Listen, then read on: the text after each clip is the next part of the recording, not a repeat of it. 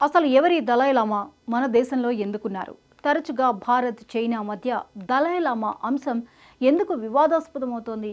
తాజాగా దలైలామా వారసుడి ఎంపిక విషయంలో చైనా రచ్చకెక్కడంతో మరోమారు ఈ అంశం చర్చనీయాంశంగా మారింది. బుద్ధుడి బోధనలనే జీవన విధానంగా ఏర్పరచుకుని ఓ మతం ఏర్పడింది.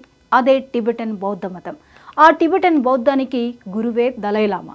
అది కేవలం టిబెట్కు మాత్రమే పరిమితం కాదు. భూటాన్, మంగోలియా, నేపాల్తో పాటుగా హిమాలయ పరిసర ప్రాంతాలైన అరుణాచల్ ప్రదేశ్, లడాఖ్ ప్రజల్లో ఈ టిబెటన్ బౌద్ధం పట్ల విశ్వాసం ఎక్కువే.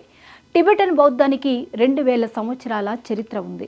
ఎన్నో ప్రభావాలను తట్టుకుంటూ, కొన్నింటిని తనలో ఇముడ్చుకుంటూ శతాబ్దాల తరబడి మార్పు చెందిన నేపథ్యం ఉంది. ఒక దలైలామా చనిపోయిన తరువాత తిరిగి ఎక్కడ జన్మించాడో తెలుసుకోవడానికి చాలా సుదీర్ఘమైన ప్రక్రియ ఉంటుంది. ప్రకృతి అందించే ఎన్నో శకునాలు, సూచనలు ఆధారంగా బౌద్ధ ప్రతినిధులు సుదూర తీరాల వరకు వెళ్ళి లామా కోసం వెతుకుతారు. ప్రస్తుతం ఉన్నది 14వ దలైలామా. తొలినాళ్లలో 14వ దలైలామా చైనాలోనే ఉండేవారు. అయితే 1950 ప్రాంతంలో చైనాలో పరిస్థితులు మారిపోయాయి. చైనాలో కొత్త ప్రభుత్వం ఏర్పడి అది టిబెట్ను పూర్తిగా కబళించాలనే ఆలోచనతో ఉన్నప్పుడు దలైలామా ఓ కంటకింపుగా తోచాడు. అప్పటికి కుర్రవాడైన దలైలామా వారితో సయోధ్య కోసం ఎంతగానో ప్రయత్నించాడు. జడాంగ్ మావోను సైతం కలిశాడు. ఎప్పటికప్పుడు తన అనుయాయులను పంపి వారితో సంప్రదింపులు జరిపాడు. కానీ టిబెట్ చైనాలో సంపూర్ణ భాగంగా ఉండాలని నాటి ప్రభుత్వం భావించింది. అవసరమైతే దలైలామాను చంపాలన్న నిర్ణయానికి సైతం నాటి చైనా ప్రభుత్వం వచ్చిందట. పరిస్థితులు తన చేయి జారిపోతున్నాయని గ్రహించిన దలైలామా భారత్ వైపు చూడటం మొదలుపెట్టాడు. బౌద్ధానికి పుట్టిలుగాను, శాంతిని కోరే దేశంగాను ఇండియానే తనకు సరైన ఆశ్రయం ఇవ్వగలదని ఆశించాడు. టిబెట్ నుంచి పారిపోయి ఇండియా చేరుకున్నారు. భారతదేశానికి వచ్చిన దలైలామా ఇక్కడ క్రియాశీలకమైన జీవితాన్నే గడిపారు. సెంట్రల్ టిబెటన్ అడ్మినిస్ట్రేషన్ పేరుతో ఓ సమాంతర ప్రభుత్వాన్ని ఏర్పాటు చేశారు.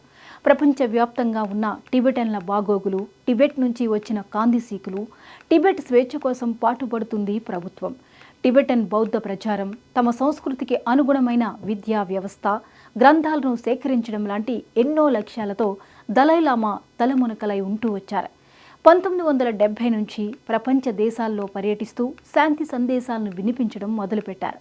ఫలితంగా నోబెల్, రామన్ మెగ్సెసే, టెంపుల్టన్ లాంటి అంతర్జాతీయ పురస్కారాలను అందుకున్నారు. దలైలామా వ్యవహారం ఇప్పుడు భారత్, చైనాల మధ్య వివాదంగా మారింది. దలైలామా వారసుడు చైనా సార్వభౌమాధికారానికి, చట్టానికి లోబడి ఉండాలని ఆ దేశం చెప్పింది. అయితే దలైలామా వారసుడిని ఆయన మాత్రమే నిర్ణయించే హక్కు ఉంటుందని కేంద్ర మంత్రి కిరణ్ రిజిజు అన్నారు. అయితే ఈ విషయంపై చైనా స్పందిస్తూ దలైలామా వ్యవహారంలో జాగ్రత్తగా వ్యవహరించాలని చెప్పింది. ఇదిలా ఉంటే 6 దశాబ్దాల క్రితం చైనా నుంచి దలైలామా ఎలా పారిపోయి వచ్చారనేది ఇప్పుడు ఆసక్తికరంగా మారింది. 23 ఏళ్ల సన్యాసి తన రాజభవనం నుంచి నిశ్శబ్దంగా సరిహద్దులు దాటి తన అనుచర గణంతో భారత్ చేరారు. అప్పటి నుంచి భారత్లోనే 14వ దలైలామా ఆశ్రయం పొందుతున్నారు. ఇలా ఆశ్రయం కల్పించడం కూడా భారత్, చైనాల మధ్య వివాదానికి కారణమైంది. 1959 మార్చి 10న టిబెట్ రాజధాని లాసాలో చైనా పాలనకు వ్యతిరేకంగా పెద్ద ఎత్తున తిరుగుబాటు చెలరేగింది. ఈ తిరుగుబాటును అణిచివేసింది చైనా సర్కార్. దాంతో దలైలామాకు తీవ్ర ప్రమాదం ఏర్పడింది. చైనా సైనికులు ఆయన్ను బంధించబోతున్నారని సమాచారం రావడంతో ఆయన రాత్రిపూట వేషం మార్చుకుని టిబెట్ను రహస్యంగా విడిచి అతి కష్టంగా హిమాలయ పర్వతాలు దాటి భారతదేశంలోకి చేరుకున్నారు. దలైలామాకు ఆయన వెంట వచ్చిన వేలాది టిబెటియన్ శరణార్థులకు మానవతా దృక్పథంతో ఆశ్రయమిచ్చింది భారత్. 1959 మార్చి 30న దలైలామా అసోంలోని టిజ్పూర్ వద్ద భారత భూమిలో అడుగుపెట్టారు. భారత ప్రభుత్వం మానవతా దృక్పథంతో స్పందించింది.